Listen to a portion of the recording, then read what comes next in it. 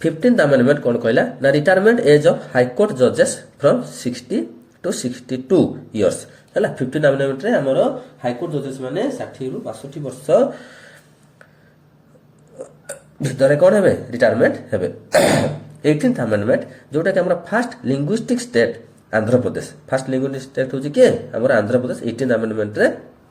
reorganization of Punjab on a linguistic basis into Punjab and Haryana and also created the UT called Chandigarh हैला 18 amendment रे कोन हितला ना चंडीगढ़ हितला पंजाब और हरियाणा पंजाब और हरियाणा हमर कोन था reorganization हिता linguistic basis रे देन हम जिबा 21st amendment रे कोन ना 8th schedule 14 official language बुझिया ना तो included Sindhi as the 15th regional language तो 21st amendment रे हमरो कोन हितला ना 15th रीजनल लैंग्वेज भाबरे सिंधी एंट्री करथिला 8th शेड्यूल रे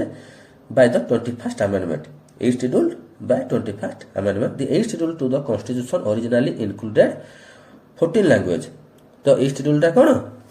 ना ओरिजिनली इंक्लूडेड केतरा लैंग्वेज को नै करितला ना 14 लैंग्वेज बुझियाला तो एगुडा को जहा जहा कहूची तुम माने वीडियो को स्किप न करी गोटी गोटी के ताको नोट कर दियो जोडा कि तुम भविष्य रे पढिया को बहुत हेल्पफुल होबो एवं एग्जाम रे तुमको बहुत सहायता करिवो बुझियाला तो नेक्स्ट हम जिबा 21st amendment सिंधी जोटा कि हमरो प्लस 71st amendment जोटा कि हमरो देखो नमक माने को शॉर्टकट रे मन रखिया पे सुविधा जोटा कि हमरो नेपाली मणिपुरी आ उठला कोंकणी हैला तो न एन रे न एम रे म आ के रे क मन रखिया सुविधा 71st amendment आ 92 amendment होची डीबीएमएस जोटा कि शॉर्ट रे मन रखिया पई डोगरी बी रे हला बोडो एम रे हला मैथिली आउ एटा होची कोन सांथाली जो एस रे बुझियाला तो एटा लेखा आइची पिला माने ताको तो माने भलो से मन रखि दबो ऑफिशियल लैंग्वेजेस 22 को गुडा 22 लैंग्वेज थिले मन रखि दबा आसामीज बंगाली गुजराती हिंदी कन्नड़ा काश्मीरी कोंकणी मलयालम मणिपुरी मराठी नेपाली ओडिया पंजाबी संस्कृत सिंधी तमिल तेलुगु उर्दू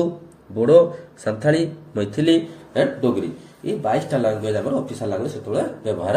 होतला बुझियाला।